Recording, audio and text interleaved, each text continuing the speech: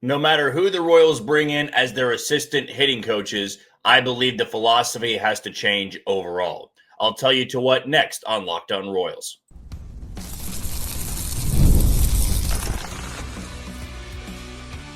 You are Locked On Royals, your daily Kansas City Royals podcast. Part of the Locked On Podcast Network, your team every day. You are tuned in to another edition of Locked On Royals on the Locked On Podcast Network. I'm your host, Jack Johnson, and you can find me on Twitter at JohnnyJ_15. That is at JOHNYJ_15. And you can listen to us on wherever you download your podcast. That can be Spotify, Apple Podcast, Amazon Music, Google Podcast, Odyssey, and YouTube. Just be sure to hit the follow button and subscribe. For you first-time listeners wondering how this channel works, even during the off-season, I will bring you episodes Monday through Friday, 30-minute episodes in length. Tomorrow will be our Mailbag Friday, so if you want to be included into the episode, just leave a comment below on this video. Title your comment Mailbag Friday. That way it'll be easier for me to find your question. Before we get started, I want to tell you that today's show is brought to you by Gametime. Download the Gametime app, create an account, and use code LOCKEDONMLB for $20 off on your first purchase. This isn't going to come as much of a surprise, but I am one of the people that believes the Royals have to change their overall approach offensively. We heard J.J. Picollo say something incredibly interesting at the end of the season press conference. And truthfully, this is the first time I've heard a Royals front office personnel almost try to poke holes in the value of putting the ball in play, right? Because the Royals have prided themselves on that going back a decade plus of if you put the ball in play, it's always better than a strikeout. Because if you strike out, there's a 0% chance, or maybe I should say a 0.5% chance you get on base because it would be a wild pitch, a drop third strike, something chaotic happens, right? But in the big leagues, it's very rare you see a drop third strike and somebody reaches first. In fact, I can't recall one time it happened for the Royals in 2025. Aside from the point, though. But J.J. Picollo poked holes in, I don't believe he said it in the way that really resonated with a lot of people. Like, I'm not sure it came out completely correct. But his point, I completely understood, which was, are we striking out enough? Which means, do we have enough guys in this lineup that really can be a threat, that may strike out a little bit, but they also can do a ton of damage? The reason I bring this up is, the Royals were number one in baseball last year in avoiding the strikeout. And you heard that all the time in the Royals broadcast of, well, they're so good with two strikes, right? They're going to find a way to put the ball in play. But did that translate to a good offense? It didn't, right? It just simply didn't. And we saw someone like Jonathan India come over from Cincinnati, where, yes, Great American Ballpark is a hitter's ballpark, but he was top 5 in walk rate in 2 years ago, 2024, with Cincinnati. He had a 15.5% walk rate. It was a no-brainer for the Royals to target a player like that to hit leadoff for them. But when he gets to Kansas City, is it much of a surprise that his walk numbers went down? No, because the philosophy in Kansas City for a number of years has been, you want to put the ball in play. You want to put pressure on that defense. And yes, the Royals have retained Alex Zumwalt, but I'm hoping that the two voices they bring in, or maybe just one, I don't know yet, but the voices or voice they bring in to help the hitting staff can have this approach of, look, that's not the end-all be-all and shouldn't be the end-all be-all. In baseball, if you are good at putting the ball in play with two strikes, that can be seen as a positive. But if that's your identity of we just avoid strikeouts, it's not always going to mean you're a electric offense, right? Using your legs. You got a ton of speed out there because the Royals do have speed, but they don't have it up and down the lineup, right? Michael Garcia is a good base stealer. He is not a fast player. He is not someone where he hits a slow roller to short and he's going to beat it out in the same way that Bobby Witt Jr. does. That's just not really a part of his game. So I look up and down this order. Who are the blindingly fast players? It's Bobby Witt Jr. and maybe Kyle Isbell, but not really. I know John Rave was pretty quick. He's not an everyday player. So one guy in your lineup that really can use his legs. Everybody else, they're average speed, maybe slightly above it, or incredibly slow. And so that's why I believe this philosophy doesn't really work for the Royals anymore. Back in 2013, 14, and 15, not only did you have a little bit more speed, but I don't believe the defenses were as good as they are now. I mean, when you think about it, there are a lot of high-level elite defenders in the infield and in the outfield. And back in those years where the Royals really hammered in that philosophy, you saw them take advantage of lesser defenses. Oh, I'm going to, steal second and then also have a hit and run and play. And I'm going to hit a slow chopper to second base where there's nobody there. Or I'm going to have a slow roll to third or a shallow fly ball. Some of that is luck, but you can't rely on that in this current era of baseball. Now, let me be very clear. And looking at the numbers, there are teams that struck out a lot and were great offensively, and also struck out a lot and were terrible offensively. And there were teams that didn't strike out a lot and were great offensively and didn't strike out a lot and were bad defensively. Here are my two best examples for you, and it's just because I watched them play last night. The Yankees were top 5 in strikeouts offensively in terms of they struck out, I should have probably flipped that around. They were bottom 5 in that regard because it wasn't a good thing. They were striking out a ton, but that was an offense that was top 10 in all of baseball. The Toronto Blue Jays were right behind the Royals in avoiding the strikeout, and here they are in the ALCS. But in that same conversation, if we're going to bring up home runs for these teams, I mean, the Yankees were first by 30 in all of baseball. They had 30 more than the Los Angeles Dodgers, and the Blue Jays were still around the top 12. They had 191. The Royals, as we know, they were placed bottom 5 among teams like the Marlins, Padres, Cardinals, and Pirates. The Royals as a team had 159 on the year. So what would that be? 124, I believe, shy of what New York did. New York plays in a different ballpark. And for years, I've always believed the Royals tried to use Kauffman Stadium as their reason as to why we don't strike out, we put the ball in play. But there is not a lot of value in putting the ball in play if you have a lot of soft contact, because you run into some of these pitchers that are on their game and it's soft contact after soft contact, early count outs, and they've got a low pitch count. And it's much different when you have a ton of speed and you have a bunch of guys that can hit the ball with authority. The Royals don't have that, though. And that's why I believe with this philosophy and who you bring in, I don't want those players' philosophies to change. If you could get Jonathan India back to the version that he was in Cincinnati, which was not an extraordinary player, but if I could give you a second baseman that could have a 15.5% walk rate and play fine defense, which is what he had in Cincinnati, it was well below average in Kansas City, I would take that over what they could have at second base. I really would. But that comes back to finding that approach again, to going to the plate, seeing a bunch of pitches and knowing when to lay off certain ones. It's much easier said than done. I'm not the one up there seeing 93, 94 mile an hour sliders and 101 and 102 from a left-hander like Tarek Skubal. I'm not the guy up there at the plate.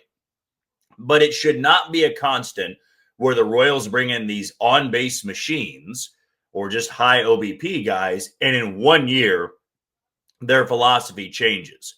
Now, we even saw it with Carlos Santana not too long ago. With Carlos Santana, he came in off of a down year in 2020. It was the odd COVID year, but in his career, he was always a high on-base guy. He gets to Kansas City, career lows in on-base percentage.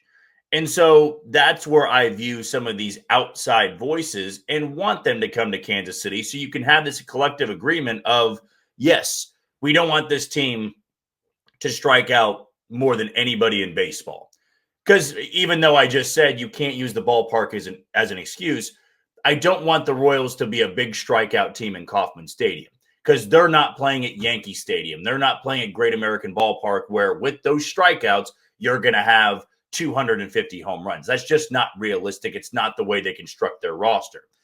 I will say, though, if you can have some of these guys returning, right? If you bring in a big bat for left field. You run it back with Caglione in right field. You still have Isbell, maybe Indiaz at second. The infield stays the same. Salvador Perez, Carter Jensen. Okay, I'm fine with having that lineup.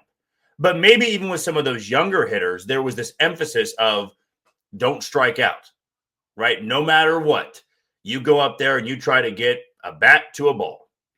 And for a hitter like Jack Caglione, I don't care if he strikes out at a 25 to 30% clip. That's a lot of strikeouts, but if he hits 30 to 35 home runs, I can live with that. And the Royals have not always valued that, other than one guy that comes to mind, which is Jorge Soler, which struck out more than anybody in the American League, I believe, for 1 year or two. But he also could have 48 home runs, right? 40-plus home run seasons when he was healthy. Salvador Perez, yes, I can throw him in that conversation of a bunch of home runs and a bunch of strikeouts. But I thought that Jorge Soler was kind of that one hitter in that era of when we really started to notice that they had low strikeout numbers and they valued putting the ball in play, but it wasn't working anymore. It was certainly working in the mid-2010s. It wasn't working so much in the early 2020s. But Jorge Soler was that one guy of, we'll live with the strikeouts. You just keep putting the ball over the fence. And that's what I would love to see from Jack Caglione. And for these voices coming in to be assistant hitting coaches, I hope there can be a collective agreement to change the hitting philosophy, because I don't want to see a group next year that, can be number one in avoiding strikeouts, but is still bottom 5 as an offense in all of baseball. I'd rather take more damage, more power from the lineup, and live with maybe a lot more strikeouts than we saw in 2024 and 2025. What do you think? Let us know in the YouTube comments below. Coming up next, we are going to talk about one of the rookies who still has rookie status going into 2026. Carter Jensen. Is it possible for him to win Rookie of the Year? And if so, who would be his competition? We'll dive into that next on Locked On Royals. You are tuned into Locked On Royals and the Locked On Podcast Network. I'm your host, Jack Johnson, and you can listen to us on wherever you download your podcast. Want to tell you about our first sponsor this morning in Rugiet. Guys, you've probably heard of Viagra or Cialis. Maybe you even tried them. But if you're looking for something beyond the usual pill, it's time to meet Rugiet Go Long. That's exactly where Rugiet Go Long comes in. This isn't just another ED pill. It's a total game changer for confidence. So ready to level up your confidence in the bedroom? Head to Rugiet.com. That's RUGIET.com and use promo code LOCKEDONMLB, LOCKEDONMLB for 15% off your first order. That's Rugiet.com. Again, RUGIET.com with promo code LOCKEDONMLB. And make sure to use our code so they know that we sent you.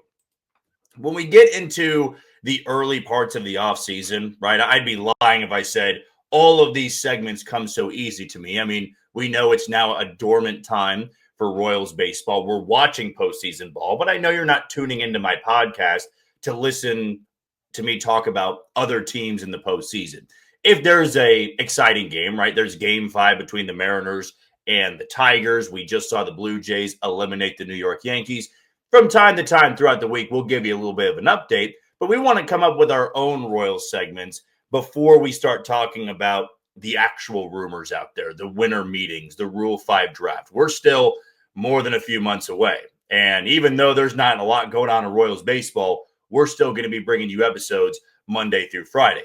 But one, I do have to give credit to some of our listeners out there, and especially when it comes to Mailbag Friday, because I see this from time to time, and I read the comments, and there's a lot of comments. I'm not always able to see every single one of them. And yesterday, I teased the idea of, well, if we see a segment idea we really like, and in the comments section, we might throw it on there. And even if it's not the next day, we're going to do it next week at some point, because this is a show that I love to provide for the listeners and the followers.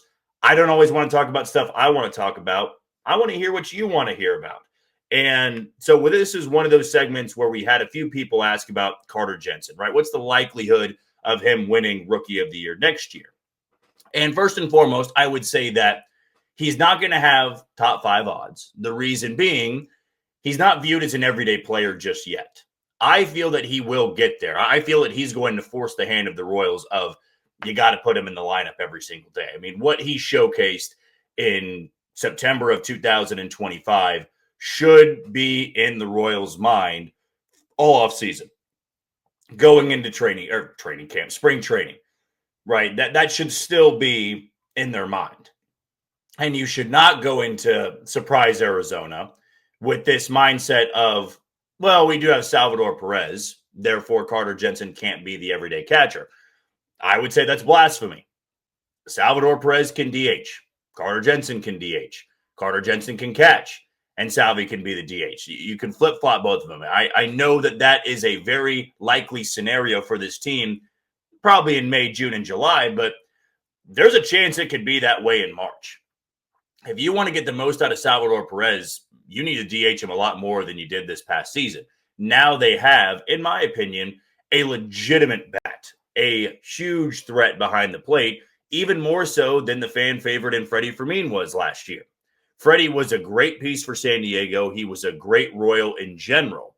But Carter Jensen's somebody that can move the needle a little bit more. This is somebody that you can play every single day just based off of what I believe his bat can profile to be. It's a bat that has tremendous upside. I mean, he had the longest home run in the Royals StatCast era. Yes, it was in Sacramento in more of a minor league park, but 486 is 486. That's a 22-year-old we're talking about. And it's not always going to result in you becoming a tremendous player if you can hit the ball a long ways. But I see a very mature, a very poised bat that the Royals need to have in that lineup from the get-go. And so that would give him a much better chance to win Rookie of the Year. He's not going to be able to do it in a Freddie Fermin type role. But if he is a starter 6 out of the 7 days of the week, right from the start, he will probably start creeping up those boards because I just feel that his bat can profile to be an American League Rookie of the Year type bat. So this is when it comes down to his competition, right? So MLB put out an article. This was about a month ago, and it was 7 rookies that are poised to break out in 2026. Some pitchers, some position players. The Reds have Chase Burns. You're not going to have to worry about that. That's on the National League side. They also have Jeremiah Jackson, the utility guy for the Orioles. Was pretty impressive in a small sample size for them, though Baltimore wasn't really on anybody's radar toward the end of the year. So you might have missed how special he had really been in the back half of that season.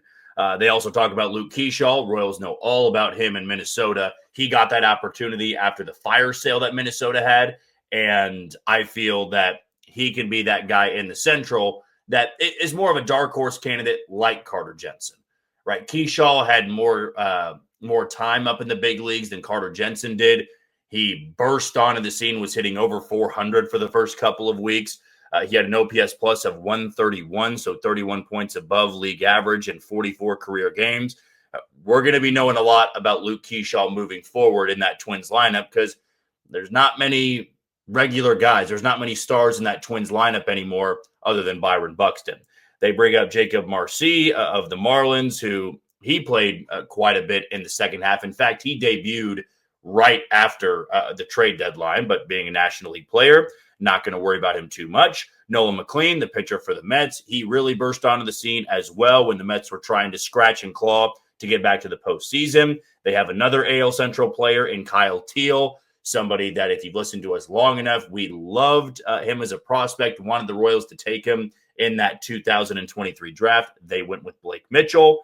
They also bring up Hurston Waldrep, the pitcher for the Braves. And so those are the 7 they mention. So you have Kyle Teal right there. You have Luke Keyshaw, and you have Jeremiah Jackson. Those are the 3 listed for the American League. Is Carter Jensen, good enough to compete with those players? Absolutely.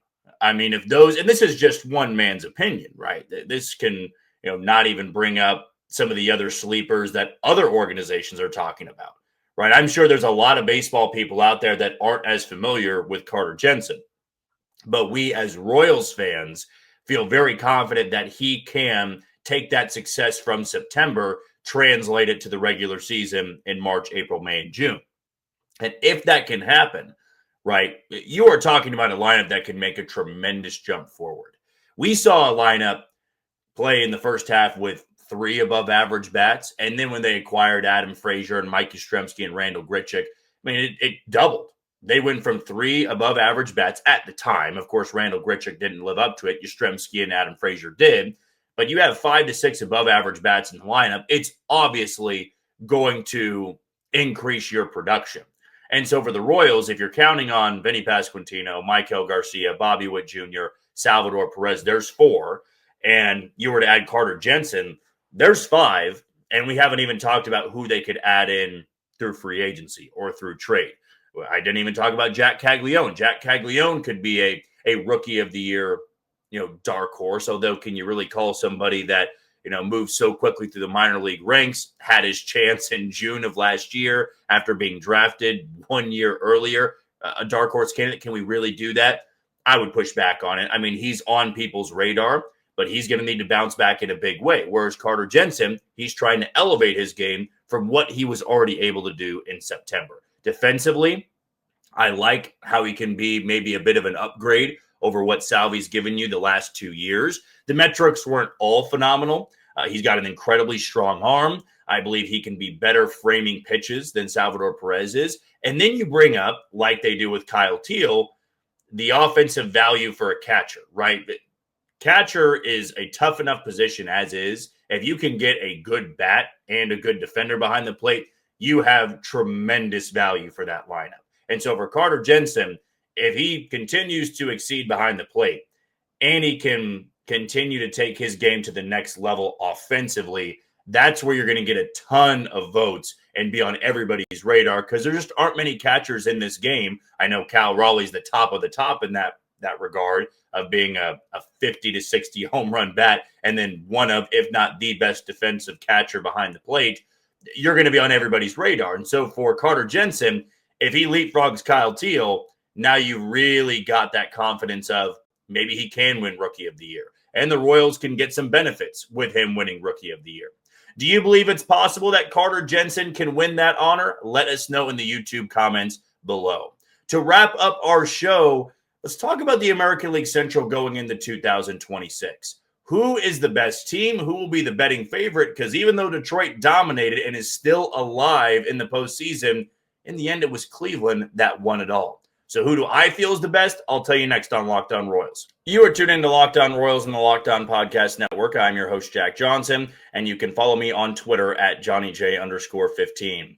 Want to tell you about our title sponsor in Gametime. There is nothing like catching a baseball game live. The energy, the crowd, the chance to see your team in person. But actually getting tickets, that's the tough part. Queues, login screens, surprise fees, it takes all the fun out of it. That's why I use Gametime, the app that gives the advantage back to the fans. Gametime is fast, easy, and backed by the Gametime guarantee. You'll always get 100% authentic tickets delivered on time and at the best price. Plus, all fees are included, so the price you see is the price you pay. Download the Gametime app, create an account, and use code LOCKEDONMLB for $20 off on your first purchase. Those terms apply, so again, use promo code LOCKEDONMLB for $20 off. Swipe, tap, ticket, go and download Gametime today. This is always a fun segment to do at the end of the year. Last year, we were talking about a Cleveland team that had won 90-plus games. The Royals were in the postseason. In fact, I believe exactly 1 year ago today, the Royals were taking on the Yankees in Game 3 of the ALDS. It was that first postseason game at Kauffman Stadium since 2015. In fact, it was World Series 2015 Game 2. When they were last at Kauffman Stadium in October. But we talked about who really is the best team in this division.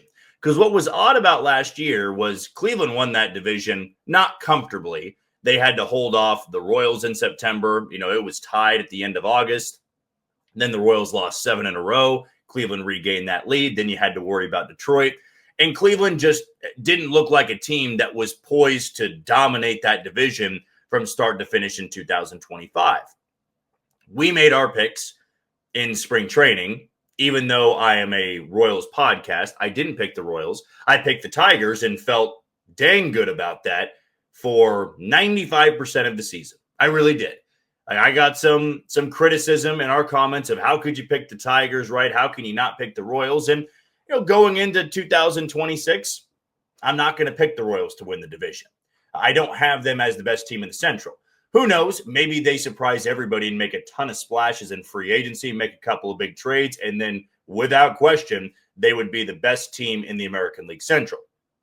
I don't view it being that type of offseason, though. Talent-wise, right, it's still Detroit, in my opinion. And if you had to make a pick, if I had to go in front of a group of people right now, a group of AL Central fans, and give my winner of the 2026 division, I would say the Tigers. Even though they collapsed, it took a historic collapse for Cleveland to catch up to the Tigers and win it. Now, do the Tigers really care at this point that they blew that division lead? Maybe they do. I mean, at the end of the day, you were talking about being a 1 seed and then having home field throughout the American League side, right? Then it would matter on what you did in the World Series and who you would have faced in the World Series. But at this point, you'd have to face if they were the 1 seed, right? Toronto's feeling this exact same way. But if the Tigers didn't collapse, they held on to that 1 seed, got to the World Series, the only team that could have topped them with home field was the Milwaukee Brewers, who, yes, still have a good chance of getting the World Series, but you feel comfortable about we could have home field throughout the postseason. So that collapse still has people thinking about it in the back of their mind, at least. They're not worried about it going into Game 5 against the Seattle Mariners. But that collapse showed me that it took a historic turnaround from a Cleveland team that was a few games under 500. They were at 500. They had an awful offense as a group. They used that small ball approach. They call it guards ball. And they caught up to Detroit. They won 5 of 6 head-to-head games late, and they found a way to win the Central. I commend Cleveland for doing that. They were so impressive in doing that. But they are not the best team in this division. Detroit still is, and whether they lose Game 5 or they get to the World Series, I feel the Tigers are going to take what they did in 2025 and try to build on that in 26, so there will be no chance of a collapse. I mean, when you have a pitcher like Tarek Skubal, who in my opinion is the best pitcher in baseball, I'm not shocking anybody in saying that. Maybe you're a big Red Sox fan and you believe it's Garrett Crochet. I don't believe that he is better than Tarek Skubal. It's close, but Tarek Skubal's kind of in a league of his own. Offensively, they've got Riley Green. We'll see if they bring back Gleyber Torres. They got an extraordinary postseason so far from Javier Baez. He's still under contract. You got Zach McKinstry. You still have Dylan Dingler. You've got Spencer Torkelson, Parker Meadows, if he can stay healthy. I mean, it's not a loaded lineup where you look at someone like Philadelphia or the Dodgers or even the Yankees from time to time and go, man, that's a really tough 1 through 6. But there's a lot of capable bats in that lineup and a bullpen that took a step back from 2024, but there's a lot of power in the back end of that bullpen. I mean, Will Vest, I believe, is an incredibly underrated closer. I could see them bringing back Kyle Finnegan. And it seems tough for a lot of teams in the AL Central to win at Comerica Park. I mean, the Tigers aren't what they were in the early 2010s when you had Miggy, you had Prince Fielder. Later on, you had Justin Upton. They had J.D. Martinez, Victor Martinez, Nick Castellanos at one point. They had a really good Austin Jackson. Then they had the rotation of Max Scherzer and Doug Fister and Rick Porcello. Had a good back end of the bullpen. They had a great Jose Iglesias at some point, a good Omar Infante. I mean, top to bottom, that was the best Tigers team of my lifetime. But you get to this new era of baseball and a new American League Central, they seem to have an upper hand on a lot of these teams in terms of just depth and overall talent. With Cleveland, it's not going to shock me if they win this division because Cleveland finds a way to surprise you year in and year out. But I go to ownership, I go to front office management, and who is more likely to build off of this past year. I feel Detroit is going to be aggressive. I don't see Cleveland being aggressive. Cleveland always looks at their smaller payroll and says, hey, we were able to win the division with this payroll. There's no need to improve on that. Let's count on some of the young guys we brought up, count on our bullpen, count on our rotation, and see where it takes us. So Detroit, I still have as the best team in this division. Cleveland, I have to give the nod to as the second best team in the division because the Royals just can't seem to beat them. It just always seems tough to go into Cleveland and take down the Guardians, even if that offense is not performing well. And if the Royals go out there and make a couple splashes, as I said, maybe I'll change my opinion on it. The only difference I really have in the Central going into 2026 is that the Twins and White Sox will be awful. And in fact, I could see Chicago leapfrogging Minnesota next year. I mean, those are two teams in the midst of a rebuild, so the Royals can eliminate one of those teams they have to worry about. So it's going to be the Royals, Tigers, and Guardians competing at the top half of that division, and it will be up to J.J. Picollo and John Sherman to see if they can assemble a roster good enough to go on the road and beat some of those teams when it matters most. Because this past season, the Royals were not good at doing that in Detroit, and they certainly were not good at doing that in Cleveland against the Guardians. You want to be that team that has a stranglehold on the division in September. The Royals haven't been that team since 2015. We'll see if they're capable of doing it in 2026. Who do you believe is the best team in the American League Central? Let us know in the YouTube comments below. That'll do it for another edition of Locked On Royals and the Locked On Podcast Network. I've been your host, Jack Johnson. Thank you for making Locked On your first listen every day. For your second, find the all-night Locked On MLB Game Night. Every game, every night until a World Series champion is crowned. Get local analysis on a national scale and find MLB Game Night on Locked On MLB on YouTube or wherever you listen to your podcast. Tomorrow it'll be a Mailbag Friday, so get your questions in. But until then, you take it easy, Kansas City.